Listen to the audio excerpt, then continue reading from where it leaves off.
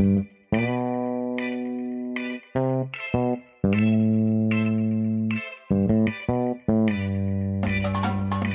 to Directionally Correct, a People's podcast with Cole and Scott. Today's guest, Michael and Emily Campion. Thanks to our sponsors, Orgnostic. Fast track the insights behind your people data using Orgnostic by connecting all your HR data in one people analytics platform. Quickly uncover the insights you need to measure the success of your people initiatives. Orgnostic is the most innovative people analytics, generative AI, data orchestration, and employee listening tool on the market. To learn more, book a demo at orgnostic.com/directionallycorrect.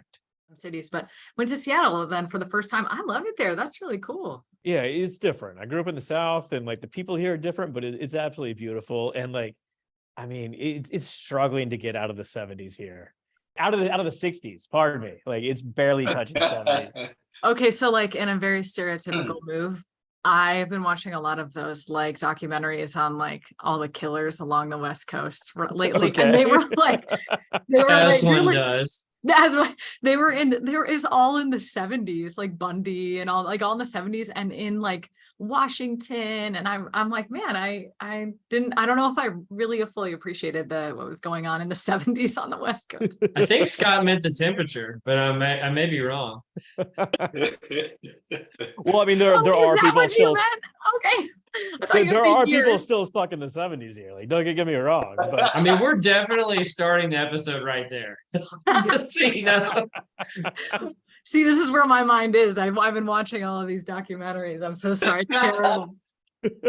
Oh, it's not funny. It's really bad. Although I was in Buffalo for 4 years for my degree, and that's how I felt Niagara Falls, the American side looked. You had these, the old Arby's sign with the hat. yeah, So it sort of had all of that look, and it looked like it was trying to get out of the 60s or 70s. So that's the connection I made. Scott, I'm sorry. no worries. It's all good. It's all good. But it's a perfect opportunity to introduce you to Michael Campion, distinguished professor of management at Purdue. Over 150 publications. You probably heard of him. Topics such as employment testing, interviewing, job analysis, team design, training, turnover. I love that profiles and coding article. Also Campion of Fisk, competency modeling. Fantastic stuff. And Emily Campion, assistant professor of management and entrepreneurship at Iowa. Go Hawkeyes. That's right. Go Hawks. That's right. Recipient of the Tippy Research Excellent Award 2023. Oh yeah. A bunch of publications, well-being, leadership, text analysis, employment testing, all sorts of stuff. Yeah, we're welcome busy. you two. Thanks for having us. Absolutely. And this is a family affair, but y'all publish together quite a bit. We do. Yeah. And actually we're the I guess the second and the fourth in the family. So his brother, my uncle Jim, was the first, right? Dad, he went to Iowa first. And then my brother Dad was the second, my brother was the third, and now I'm the fourth. You're first in our hearts. So sweet. Thank you. Yes. Yeah, it is. Well, Emma, I actually have a question for you kind of along those lines. What's it like growing up as Iowa royalty? I didn't my dad. My favorite thing about my dad is you would never guess that he has this profile that you guys just read off.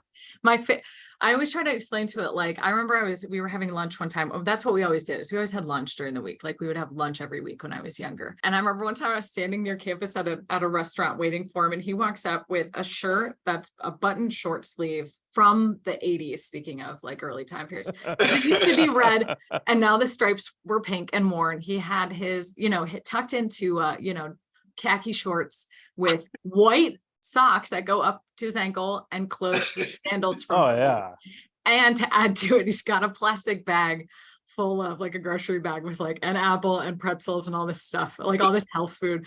He's just as sort of nerdy as it gets. And so it never occurred to me that he was doing anything relevant. He's just dad to you at this point, right? Yeah. I had he was very into using goal setting theory when I was younger, and using the theories to help Mike and I sort of progress. He didn't put you in a Skinner box or anything like that? Not that I'm aware of, but maybe when I was really little, I don't know. Actually, the worst of it is I like to put my kids in physical outdoors, and I would take the kids out, doing boat rides and things, and routinely getting all of us in trouble, just stupid stuff. We used to I used to like to explore creeks in the spring and fall when the water's high. And I mean, one time we got too far away, had to spend the night on the bank of a creek, sleeping, just in our clothes, and another 2 or 3 times, hit a stump and went, beach the boat up on a wall. The kid jump out, boat gets full of water. We empty it. I just empty it out. Kids jump back in, down we go. Just completely insane stuff. Real physical outdoor stuff that I could have killed the kids. So that's the downside of it all. It was so much fun though. We didn't know. Like, we were kids. We're like, oh, this is. Well, I mean, like, at that point, you just like apply a label to it. It's like, we're going to call this adventure training, and That's we're going right. to teach you guys some lessons, right? That's right. Yeah. Well, this is the best profession you could possibly have. I mean, I just think IO is about the best profession, and being a college professor is the best job ever. And so that has to have an influence. But, I kind of forgot after all the years how much work it is, and it's just so much work. Just repress it after a while. Yeah. We made him relive it when Mike and I were going through our PhD. Yeah. So like, we would call and be like, oh my God, you didn't tell us it was going to be this. He was like, oh yeah, sorry. Like, so he had to relive it for all those years, I think. Well, maybe we'll turn this into just an advertisement for IO. Like, what do y'all enjoy about IO so much? Dad, why don't you go first? Because I will say one thing. What I do like to tell folks about, like, I get asked why I went into it. And to be honest, I'm still trying to sort of figure out all these years later why I did it. He's never complained about work. And I don't have a friend who has a parent who hasn't come home complaining about work. And he never did. Like, sure, he's tired, sure, he worked a lot, but like, never was there something fundamentally for him, like sort of like this notion that work was a terrible place to be or whatever. Like, you just embraced it, and what he got to do he loved, and he would always communicate that to Mike and I. I don't think it was meant to make us fall in love with the field, but I think it was just him sharing his life experience in times where we didn't see him. And so I don't know, that attitude was a really big deal when I was thinking about what to do next. And I was like, well, he doesn't hate his work, and no one else I know is like that. So maybe this is good. Yeah. Actually, it was very strategic. So I waited until the kids were extremely unhappy in their current jobs. Then I would say, gosh, I consider this. Like, you already you come to the IO side. Yeah. Well, I'm probably the only guy you'll meet that says, if I could do my career over again, I would do exactly the same thing, because it's turned out to be much better than even I expected. And that nobody says that. Well, I mean, one of the things that we've appreciated about both of you is how, like, IO psychology really contributes to the research on trying to make the workplace more humane. And it sounds like it's kind of a humane profession in of itself. One of the things that we wanted to talk to you about today was just some of the stuff that's going on about in the selection space in IO psychology, and specifically the use of things like natural language processing and emerging technologies in this space. And so I think we had, and Scott, feel free to jump in here. I think we had an article from Michael and Emily both about the use of this in the workplace. Would you guys like to talk about, what your perspectives on the use of these new technologies in the workplace may be? I think we do have a similar perspective. Which is, I was actually we just had an article accepted in JP. We're very excited on this topic. It's one we worked on for several years with thank you, with some folks at the at the Air Force, and that's been just an exceptional experience. And it's on this idea of how do we actually use this stuff in an operational context. So I'm freshly sort of thinking about it because I'm presenting it at Academy next week, and I think we see this as just automating so many time-consuming processes. So if you think about applications, and we've all submitted applications and tons of applications, and ones that are specialized to certain organizations or occupations, and we produce so much text content as applicants. I mean, it's exhausting. It's a full-time job to get a job, So what we think organizations are missing out on, and not intentionally, just by natural limitations of how much we can process as humans, is all this text data that's left on the floor. Like all this stuff that can be assessed systematically and quantified and included in the application. And it has information that's relevant. I mean, think about how much we talk about our knowledge, skills, and abilities in our application. But I got a question about that, Emily. Do you think, because I mean, what you're really saying is, taking all the wasted effort that people have to put into job applications and making it useful effort. But is there any possibility of like changing the job application process just to receive text and then use that data in itself as a better selection tool? Yeah, I mean, I would hope that as more and more companies are able to use these sorts of products or algorithms, however you want to start to talk about it, because they might not necessarily use an external product, they could develop it in-house, that we should probably rethink how we're actually extracting a lot of this information. So right now, what we're doing with some companies, we're using stuff that's more passive, like stuff they're already asking about. But you can imagine in an interview where you really want to know about certain things. And if they don't use highly structured interviewing, which they all should, right, Dad? But if they don't, we sort of do it more passively. And so we can really go after and tailor and be good IOs and really go after what we're trying to ask about, and then use text in that way. And in that way, I mean, I love that for candidates. In some ways, they are actually able to speak directly about what the skills that they have. But at the same time, we're then asking them to produce even more, because they're not just applying to one job. They're applying to all these different jobs, and all these different jobs ask slightly different questions. And so I think the flip of this is actually training candidates on how to do this process, but that's a whole other conversation for another time. Is it sort of fear that like we're actually assessing a construct that isn't job relevant at that point? Like not every job is, say, like communication based. A lot of them are. We're going to head this way as we become more technological, et cetera. But is there an unforeseen issue with using sort of text-based analyses? Yeah, let me answer a couple of separate questions first. The way we got into this is we were very early adopters. So in 2012, a confluence of three things happened. One is one of my big clients was doing a lot of spending many hundreds of thousands a year processing applications, and they were very labor filled. Second thing that came along is big data. We just got so much damn data going on, and that, including this particular application. Third thing that happened is a couple of software companies that we know and love, SPSS and SAS, came out with software to analyze text. And so I kind of saw the opportunity and start in 2012, was able to collect data, and that resulted in a publication. In fact, that system is still running today. Emily and I just revised it. But that resulted in a publication in JP in 2016. That was the first top article in an IO journal. And it kind of, honest to God, launched my career over again. Since then, I swear to God, I am doing nothing but this. I work for lots of companies, reviewing what they do. We have a whole bunch of studies in press. And the things that strike me are, threefold. One is you can do as good a job as a human in scoring structured interviews, in scoring applications, or doing about anything else. So you can train a computer to be as good as a human.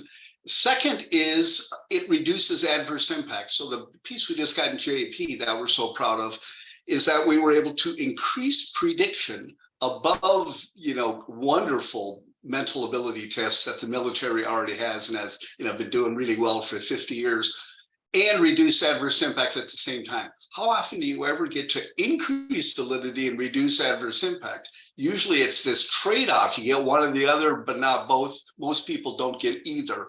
And then the third thing is just the efficiency of it all. The efficiency of it all is just fantastic. I mean, each time we run this program for this current company, it saves them like $200,000. And we run it several times a year. It takes us a day, saves $200,000. So those are really three important things. And from a scientist point of view, the text is like a whole new planet If you look at machine learning, and you guys probably know a lot about this already, they don't really help much with the same quantitative data beyond what we currently have. Where they offer hope is scoring new stuff. That first came to my mind, and I was reviewing a report written by the Rand Corporation. They asked me to review a technical report, and it was pitting basically fancy, complex, the latest machine learning versus additional data. And what they found is additional data is always better than fancier statistics. Now, that's such an impression on me. So I think it's a whole new world. You'll see we did a special issue in P-Psych that's got about a dozen articles in it that comes out, is mostly out right now on this topic that really is, brings a lot of this to light. You got to save some room for us. Like, if you're having a second career already, Michael, I mean, come on now. Yeah. Some of us need a career too. I like your question though about like, should we have concerns about what it's picking up? Because that's the big question about machine learning. Yeah. Like, everyone has this big concern. I understand those concerns. Actually, I think my dad and I share this perspective that there will be a time where people will prefer that over a human. Right now, we're all the same, right? If something's wrong, we want to talk to a human. We all press 0 until we get to a human, right? Like, we all do that. But there will be a time when we will prefer, I think, that our information is pushed through an algorithm instead, because it gives the same amount of time it's like when you talk about fairness, it gives the same amount of time to each candidate. It's looking at your information the exact same way every single time. It's not influenced by mood effects. It's not influenced by the temperature of the room, or whether or not you're tired. And so I think there will be a time. But more directly to your question of, is it picking things up? What's so great about our field is we know how to find those things. Like, we are all trained in psychometrics to figure out, like, is it picking things up that it shouldn't be picking up? That's super true. That's super true. And like, Yeah. it kind of leads me to, like, Paul Saget just released an article, right? Essentially blowing up the old Schmidt and Hunter article, reevaluating all the ability coefficients associated with selection. Like, where could NLP actually fit in there? Or could it like take over several of these constructs, really? Because it's a method, not really a... That is a really good point. And the Sackett's piece is, it's a very good piece. I read it carefully. He's one of my tightest friends. But the weakness is the meta-analyses themselves have limitations. So you can only reanalyze garbage data so many ways. Oh, gotcha. So the personality data that is reported is primarily concurrent designs. It doesn't hold up in predictive designs. The emotional intelligence and the integrity stuff is all proprietary. It's all garbage research. And just because you take a bunch of garbage studies and have Frank Schmidt meta-analyze them doesn't forgive all the sins. They were crap. I was a reviewer on many, many, many of them in the 80s. We dinged every one of them. So they got Frank Schmidt and said, here's a bunch of studies, meta-analyze this. He was a trusting guy, and he meta-analyzed it and they published it. But the underlying data is garbage. And people, if you have a profit motive and you do all the research on a topic, you just can't be believed. So anyway, I got problems with the meta-analyses. I'm sure his corrections are right. He's about the smartest guy on the planet when it comes to that sort of thing. But so, I mean, like, where does that leave us? Like, we had Schmidt and Hunter, 98, similar article. Saget comes out with, ostensibly a different opinion. Is it somewhere in the middle? Is it, do we need like another study of this? Well, here's where I would come down. Mental ability tests work, structured interviews work, situational judgment tests work. Other things work a little bit to some extent, but probably the stuff that's published on biodata integrity, emotional intelligence should be taken with a grain of salt. So that's kind of where I would look at it. I think what mainly Sackett did is he just basically said that the corrections for the mental ability tests were probably too much. And so They should be backed down a bit, maybe, but only the mental ability tests and the interviews were actually collected by a wide range of people, none of which really had a dog in the fight. So, a lot of the mental ability came out of government data collection, and, they're not trying to publish an article to make money. Let me build on this, because I love that point that you made about, like, here's the things that work, here's the things that have a little bit of evidence, and here the things that have no evidence. And I want to tie it back to something you were saying earlier, or one of you were saying about additional data lending being better than, just trying to kind of torture the data till it confesses a little bit more. And so my thought here is, and then I want to tie that back to the NLP point, is, our best statistical measures still only account for a certain percentage of the variance. And honestly, it's not that much most of the time. Is there the possibility that with additional data and with additional methods, we find actually new constructs or new criteria that is job related? So I know we all focus on the things that aren't job related that may have, discriminatory impact or something like that. But what about new things that are job related that don't have discriminatory impact? Is there a possibility that we're finding more of those type of things now? Yeah, I think our hope is that with the use of additional text data and being able to actually analyze it systematically and quantify it, that we will find new constructs. But I want to be cautious about construct proliferation, because that's like a big thing we have to deal with. But we might find other ways to operationalize it. So this has been a big deal for us right now, is thinking about personality. A lot of people like personality because it doesn't show any subgroup differences. And we know that once you get into an organization, it matters. It matters how agreeable you are. It matters, whether or not you're enthusiastic, these things matter. I know there's been a back and forth about how much it matters in the selection process itself, but one of the key limitations is that we're reporting on ourselves. If an employer says, "Are you organized?" You're going to say, "No, I'm the most organized person ever. Or you should see all my, calendars or something." Like you're going to obviously going to tell, and because it's high stakes, you can't blame candidates for doing that. That's we've all done it, right? It's but we're hopeful that actually, to your point before, Cole, about like rethinking how we're collecting data for selection, is asking questions so then we can extract someone's personality in a way where they're not maybe fully aware that they're reporting that sort of thing to us. So by asking across situations how they're behaving, we can actually figure out how conscientious they are, how open to experience they are, and then use that, which we're hoping will be more predictive than self-report, which suffers from just range restriction because everyone gives themselves 4s and 5s on the good things, right? And again, I'm not blaming a single candidate ever. I talk to my students about how to actually respond to some of these things, but our hope is that it'll fix some of these fundamental problems. And I think we'd find that personality is even more predictive in the selection process by measuring it this way instead. You have to fake it in an interview process anyways. Like, oh yeah, you wear a nice suit. You don't look like that when you go into the actual job. I'm faking it right now. That's maybe a skill.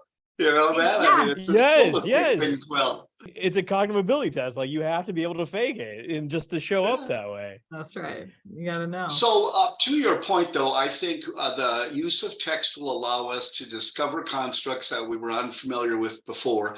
Emily could have mentioned that we have a review article it's been around a couple of times, hasn't gotten published, but it reviews 250 articles where text analysis has been used quite extensively in other management areas and in entrepreneurship and other fields where they can't actually collect data from the actual, executives.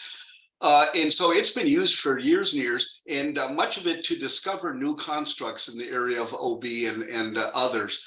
So I have great hopes in this recent JP. We found that we could understand people's work history in a manner that we couldn't capture it well anywhere else, even including biodata.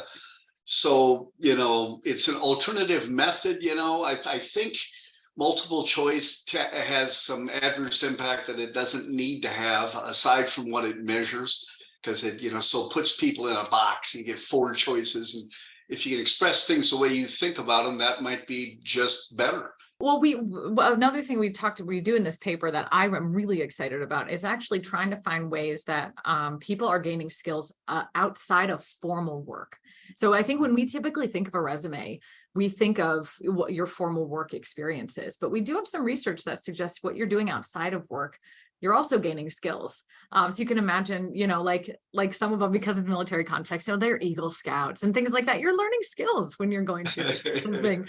And so I think what is particularly exciting there is helping people understand that they're gaining skills in so many different areas and domains of their life that's applicable to the workplace. And if we can ask about those things while being cautious of not retaining anything that shows these sorts of differences for protected classes, it's only helpful, right? We shouldn't limit ourselves to think that we're just gaining skills when we're sitting at our desk or however people work, right?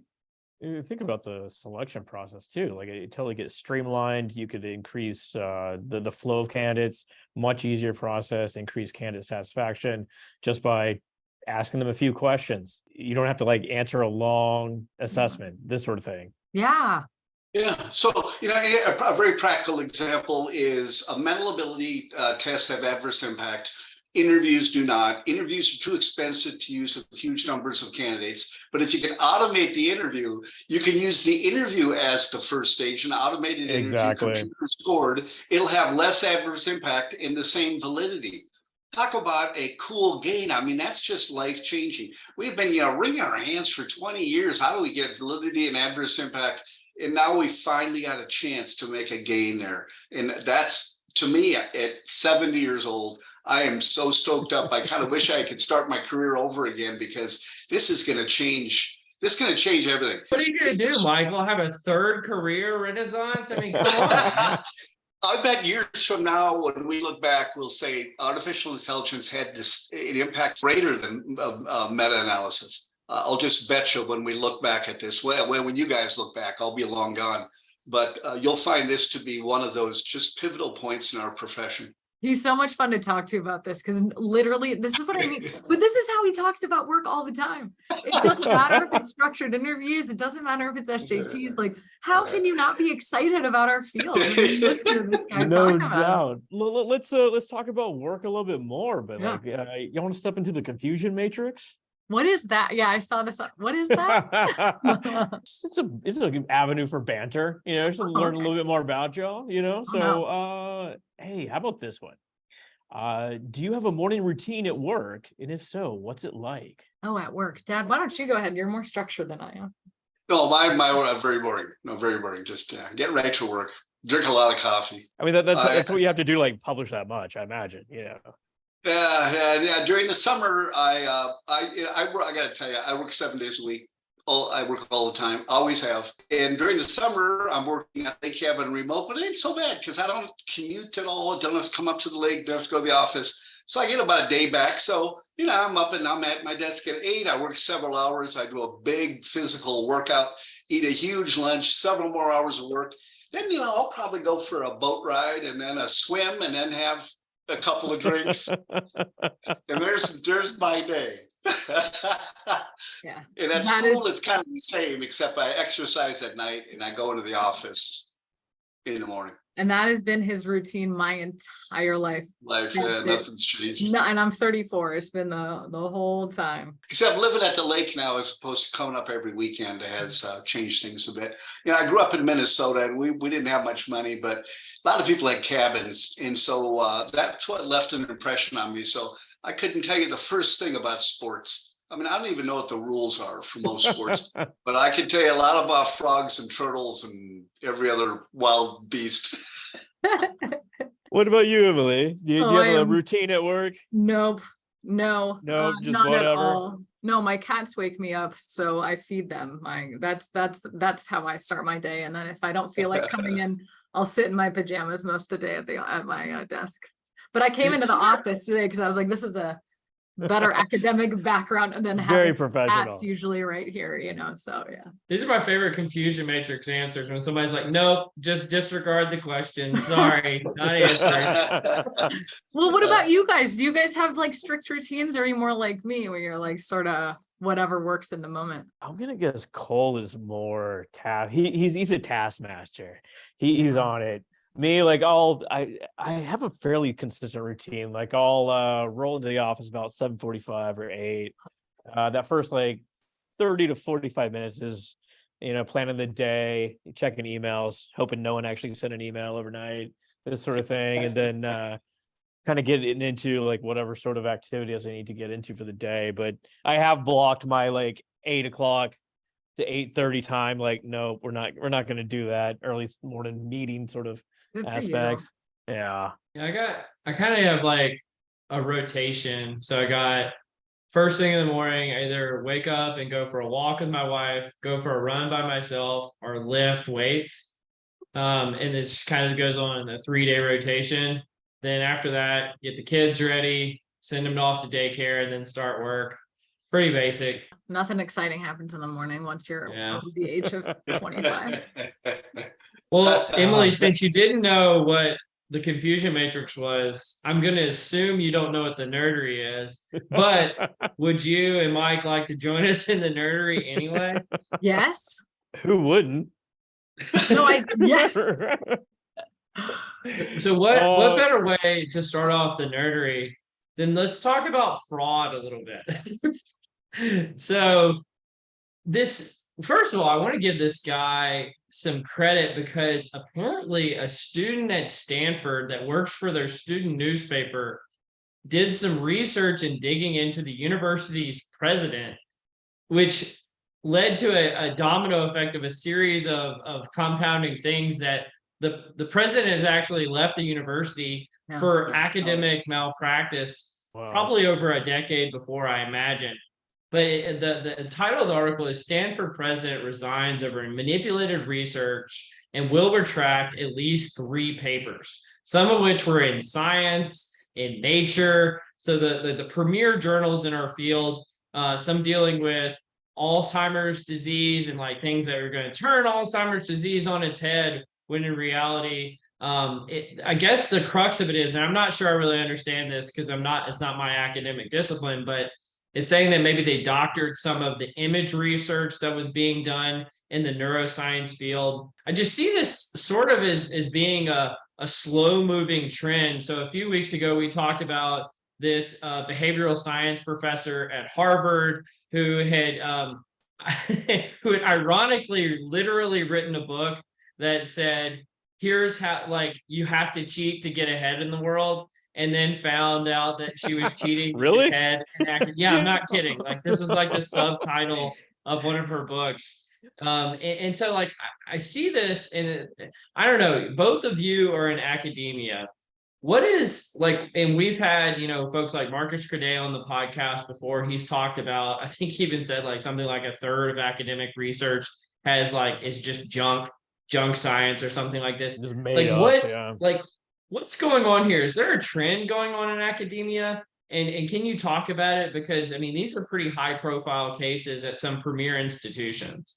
Oh, I'm always so hesitant. This is a really tough topic. The moment you dive in a little bit, it makes it even more complicated. I don't want to go immediately and say, well, the system does this. But I mean, when we think about how people behave in any sort of instance, we've got research on like Enron. There's like, speaking of text analysis, there was a paper out of Org Science on like Enron emails several years ago. That's really compelling to look at how individuals actually came to sort of behave unethically and reinforced, or normalized that. And they found this through sort of their communication. I do think there is something about the system that's tough. I mean, like it's job season in our field. And that means students are talking about how to get a job and how hard it is to publish, and they'll do anything to publish. And I feel like I'm writing to a reviewer rather than writing to the science. And I mean, it's really complicated. And you can, I can understand.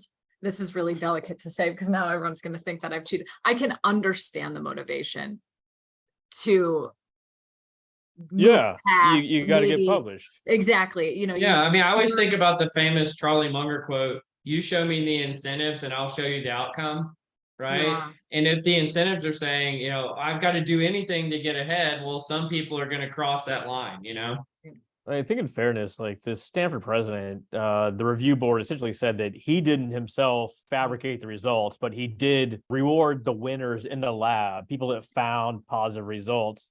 And of course, he celebrated that. So once again, incentivizing students to p-hack, to, let's say find confirmatory results.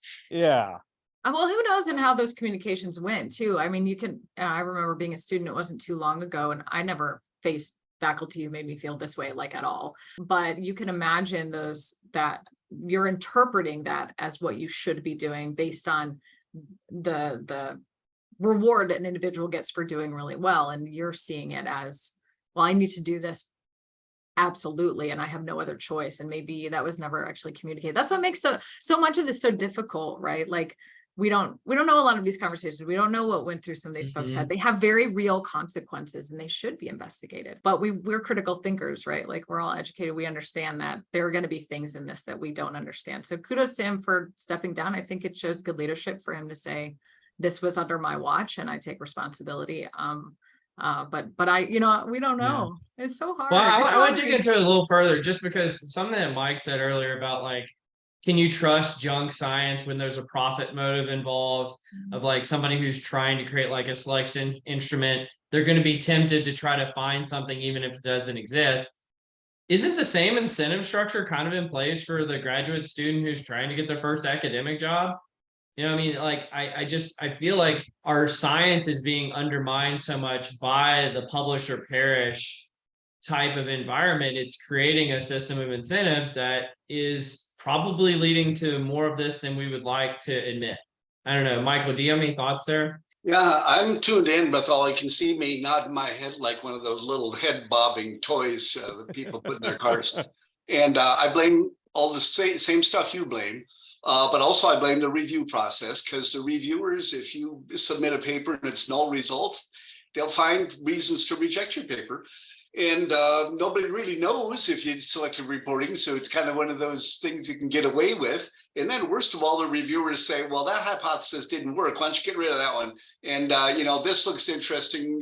You found something there. Why don't you do more of that? So they coach you into it. I got a few things gone these days where you submit, pre-results versions. That sounds like a pretty good idea. And other things. As an editor myself, some 25 years ago, I made the decision on every paper at the end of the methods.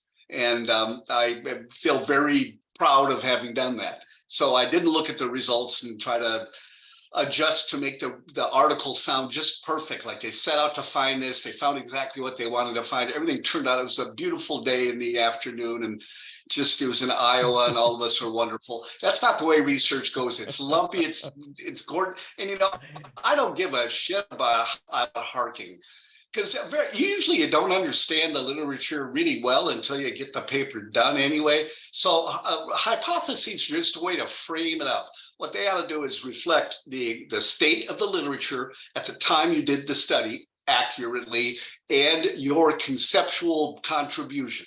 That's what they should do. That evolves all the way to the end. But selective reporting, that's our biggest villain. And I don't know what happened. I do know a lot about executives. I've only done like 1,500 consulting projects. It doesn't take much to take an executive out.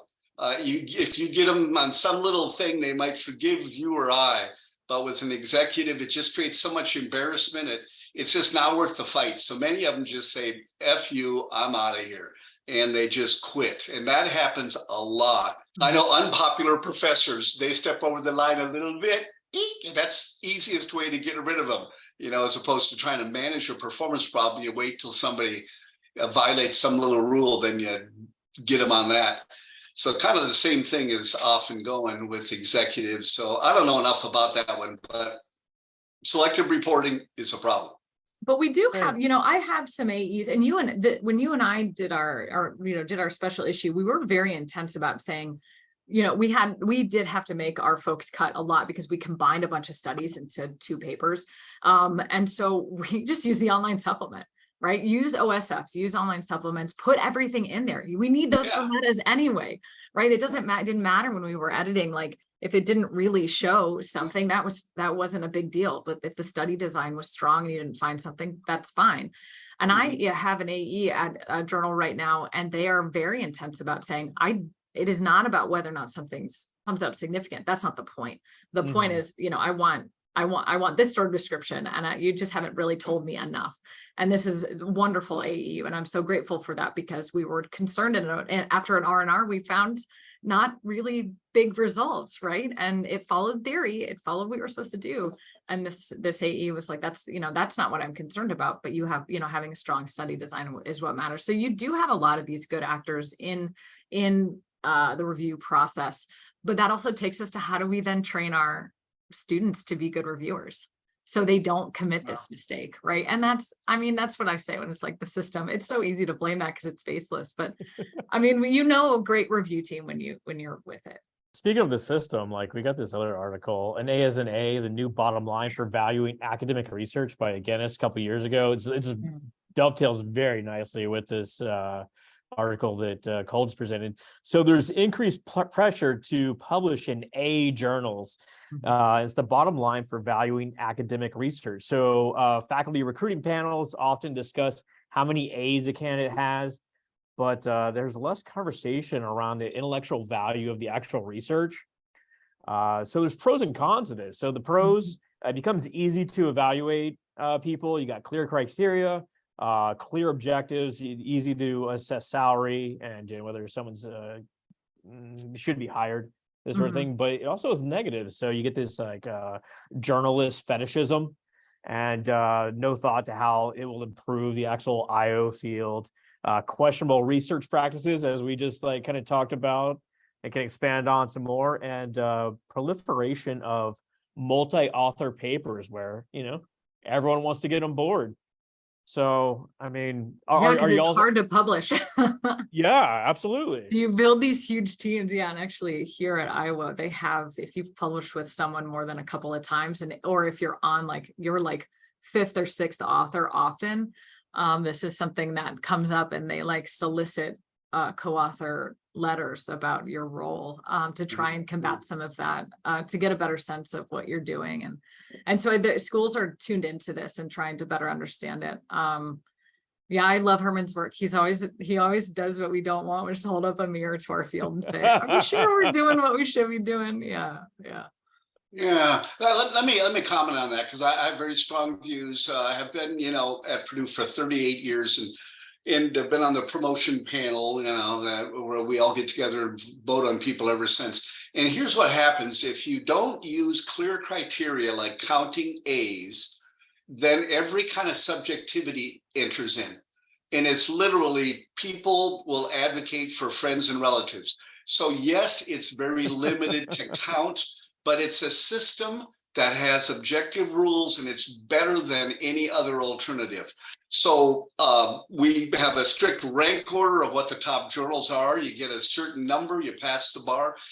Without that, it becomes just friends and relatives, subjectivity, discrimination, allegations. It's a complete mess. So it's not perfect, but there is nothing better.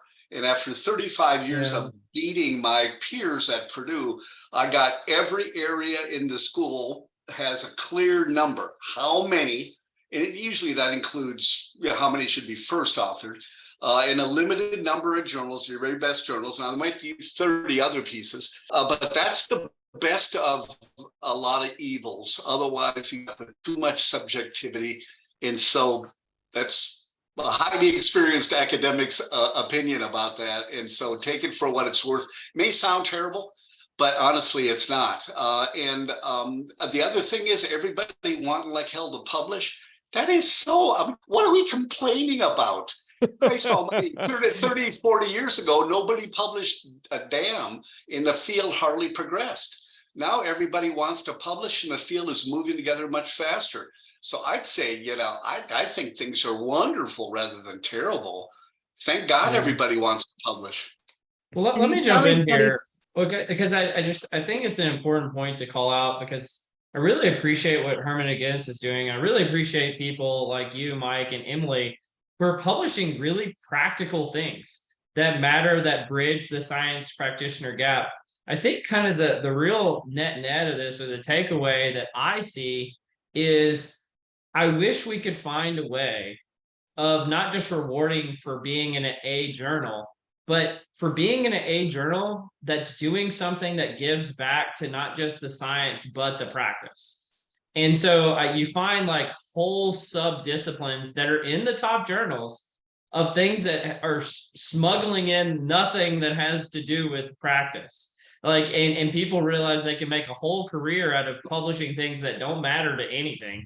And so, but they still have the same academic standing as somebody who does the right things like you guys. And so that's the frustration to me, is like, if you want to bridge the science practitioner gap, you've got to weigh somehow that impact matters, not just the quality or the tier of the journal. Oh man, you and I so agree on that. I don't even know how to add to what you just so clearly articulated. And I think that is an issue totally behind what you just said. And Emily will have different views. I have marginally different views, only because so I do think you see this line being.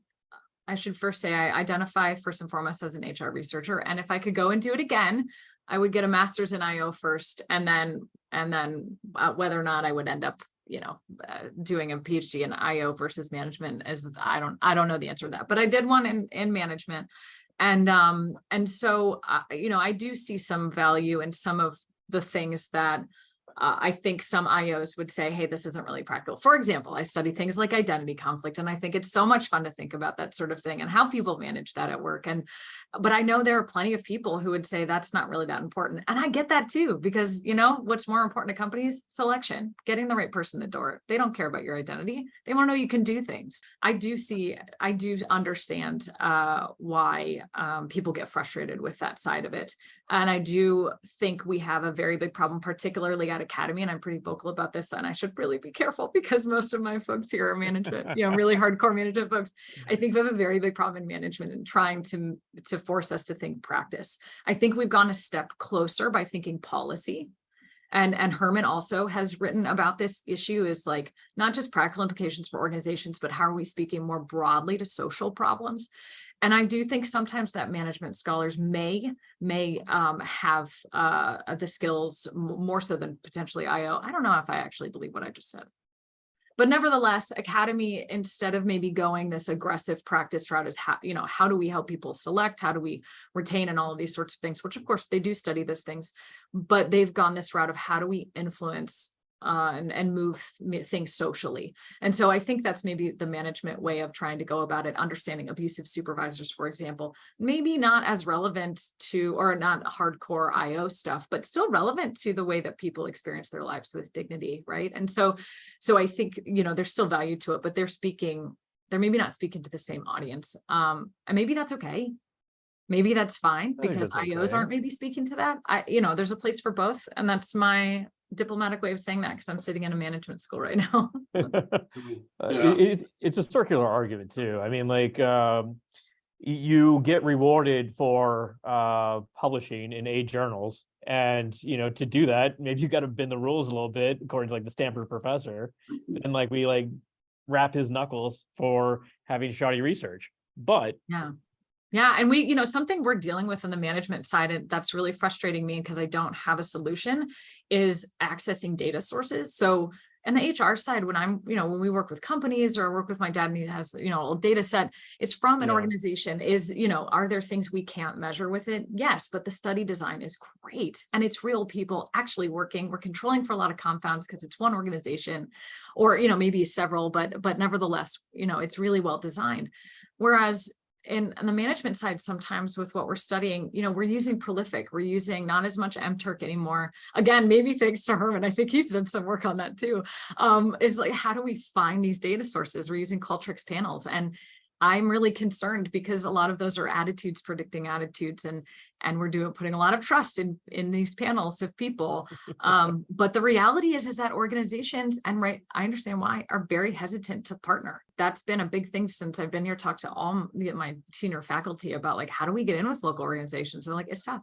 It's really tough. What's their incentive for them? And so for the management side, I will say, I think we struggle a little bit more because we don't have that IO background where we're embedded, or maybe we had an internship or have continued our relationship with half of our, cohort who goes off to practice. We all go into academia and management mostly. And so I think that's feeding part of this problem. So, if you guys ever want to partner, I can give you really good management students. Well, I mean, speaking of attitudes predicting attitudes, both of y'all live in college towns in the north, right? Yeah, Big Ten. Big Ten. Big 10, baby. So this is a fun article from the British Journal of Social Psychology. When looking hot means not feeling cold. So we've all seen like these party goers sitting outside the clubs in like the middle of winter. You're like, how are they doing this? This is impossible.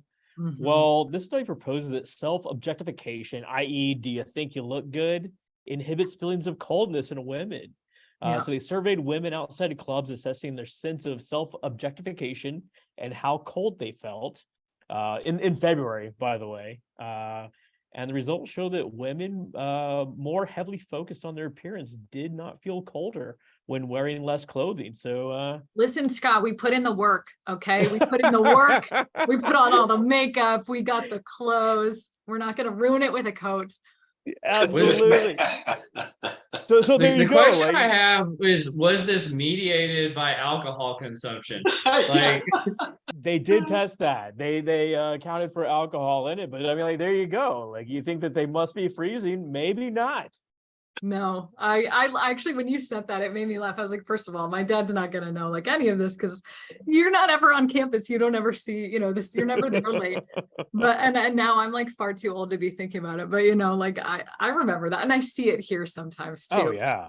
I'm like, oh, just put on a coat. But then I'm like, oh, no, you're fine. You're 21. Do it. You worked hard. You look great. Have a good time, Now I always wear layers, but I would never do that now. But I'm too old, and that's perfectly fine. But I love that. That's the sort of research you think. This is what I mean, though. Is like, how practical is that? Not really, but it's so much fun to think about and talk about.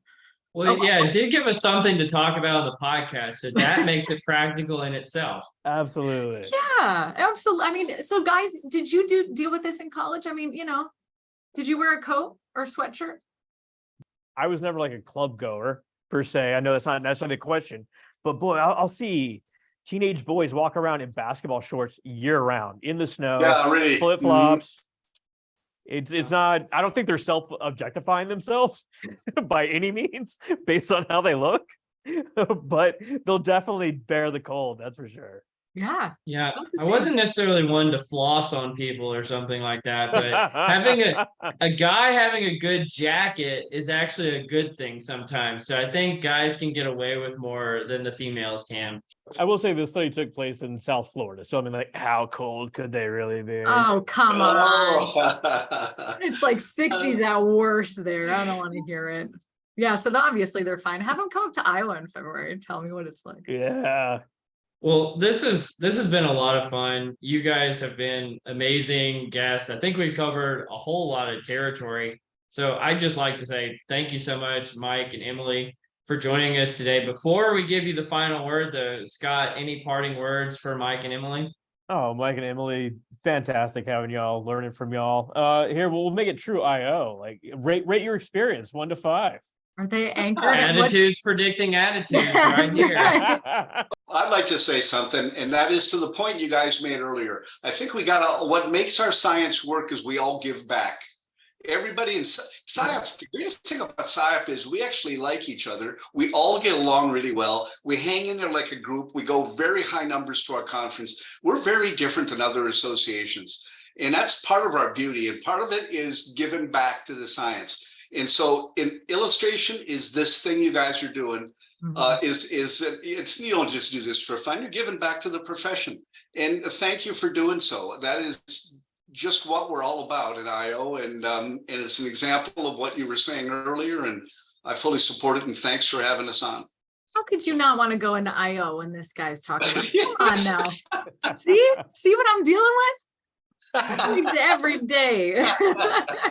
I mean, it sounds like you didn't actually go into IO. I didn't. He said you don't have to. He said you do. I'm a sneaky. People have let me, but I am cautious to say like I am not an IO, and I don't like that about myself. It's probably the only thing I would change in terms of my career. I'd go back and do the IO route, but you guys let me hang out at PSYOP, like one of you. So thanks. That's right. Which one of us is the question? No. Thank you guys so much again. And you've been listening to Directionally Correct, a People Analytics podcast with Cole and Scott, Dr. Michael Campion and Dr. Emily Campion. Thank you so much for joining us today. Thanks, guys. Thank you for having us. As always, all opinions are our own and do not reflect those of any other organization. You've been listening to Directionally Correct, the People Analytics podcast with Cole and Scott.